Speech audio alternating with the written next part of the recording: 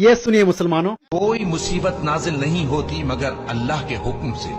اور جو شخص اللہ پر ایمان لاتا ہے وہ اس کے دل کو ہدایت دیتا ہے،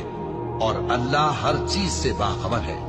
اور اللہ کی اطاعت کرو اور اس کے رسول کی اطاعت کرو، بس اگر تم منہ پھیر لوگے تو ہمارے پیغمبر کے ذمے تو صرف پیغام کا کھول کھول کر پہنچا دینا ہے۔ اللہ جو معبود برحق ہے، اس کے سوا کوئی عبادت کے لائق نہیں، تو مومنوں کو چاہیے کہ اللہ ہی پر بھروسہ رکھیں۔ مومنوں، تمہاری بیویوں اور اولاد میں سے بعض تمہارے دشمن بھی ہیں، سو ان سے بچتے رہو، اور اگر معاف کر دو اور درگزر کرو اور بخش دو تو اللہ بھی بخشنے والا ہے، مہربان ہے۔